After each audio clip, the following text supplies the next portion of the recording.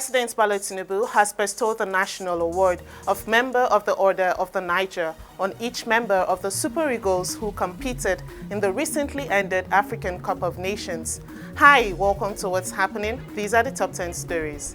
At number 1, President Bola Tinubu bestowed the National Award of Member of the Order of the Niger (MON) on each member of the Super Eagles who competed in the recently ended African Cup of Nations. The declaration came during a special celebration organized by President Tinubu at the State House Council Chambers following the team's outstanding performance in the 2024 Africa Cup of Nations finals against Côte d'Ivoire. In addition to the national recognition, each team member will receive a plot of land and a flat in an undisclosed location as awarded by the federal government. At number 2, 3 senators from the recent by-elections were sworn in before Senate President Akpabio on February 13th.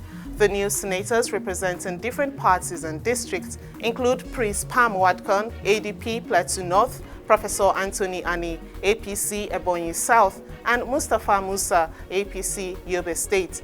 With the addition of these senators, the current composition in the Senate stands at APC 59, PDP 37, Labour Party 7, NNPP 2, SDP 2, ABGA 1, and ADP 1.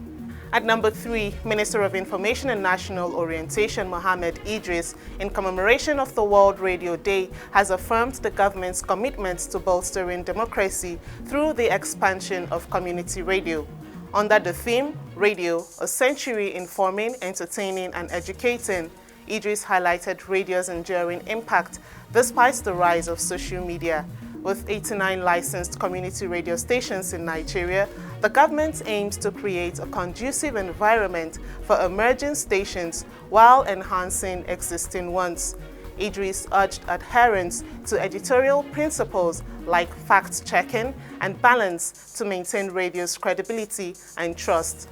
He underscored the role of the radio in shaping public opinion, fostering cultural unity, and resolving conflicts. The minister pledged government support to make community radio more reliable and accessible.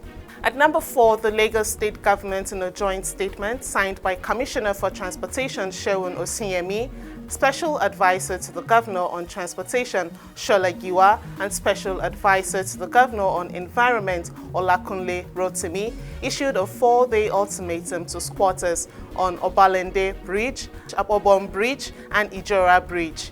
The eviction will begin in the early hours of Friday, targeting shanties, inhabitants, traders, squatters, and abandoned vehicles. Commercial vehicle operators in Obalende are being invited to relocate to designated parks to restore the area's beauty.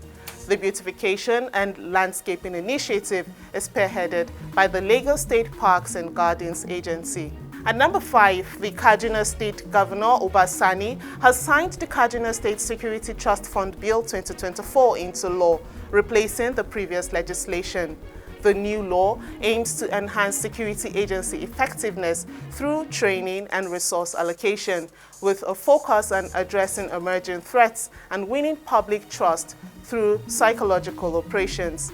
The legislation established a State Security Trust Fund Board of Trustees with powers to manage assets and engage private sector representatives in fund management. Governor Sani emphasized the importance of public-private collaboration in combating terrorism and urged contributions to support security efforts. At number 6, the Ogun State Police Command has apprehended Christopher Yaro, a suspected kidnapper, allegedly involved in the abduction of 2 Reverend fathers in Pankshin, Plateau State.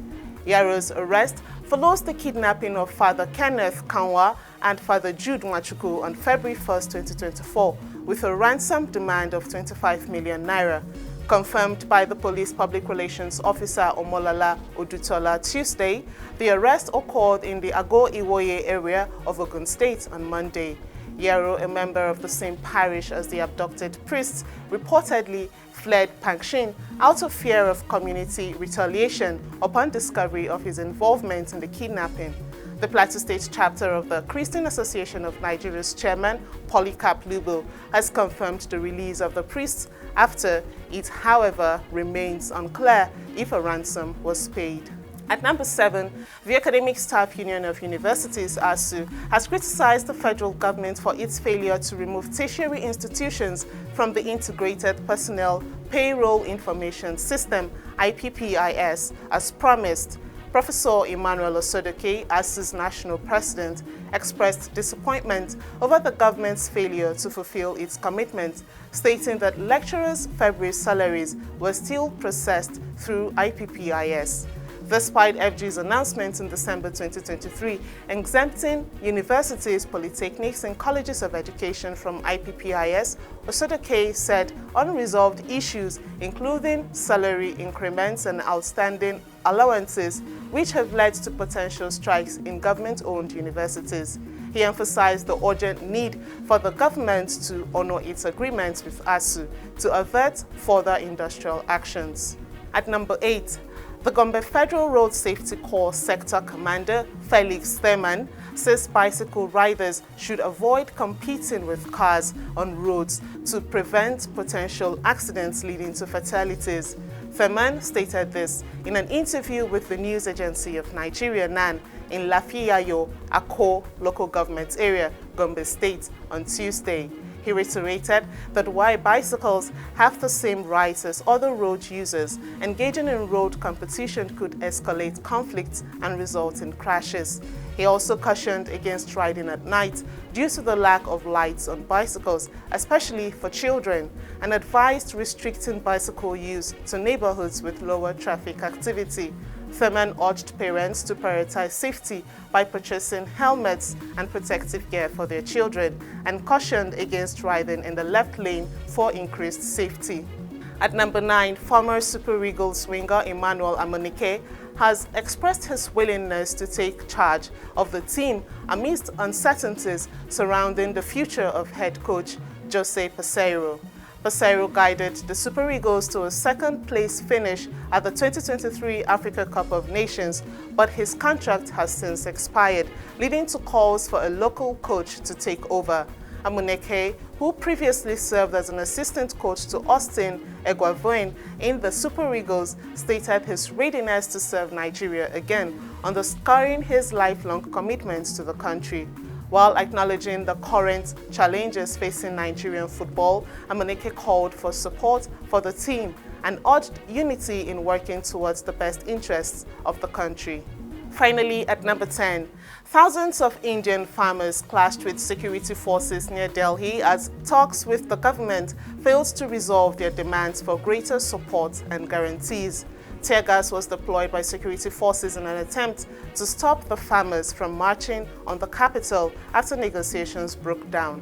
The farmers are seeking higher support prices, loan forgiveness, and other concessions from the government. Police sealed off multiple entry points into New Delhi, erecting barriers to prevent the farmers' advance. Despite their willingness to engage in dialogue, farmer leaders expressed frustration at the government's lack of action on their demands. Columns of tractors were seen heading towards Delhi from Punjab, Haryana, and Uttar Pradesh. That's all for today. See you next time on What's Happening.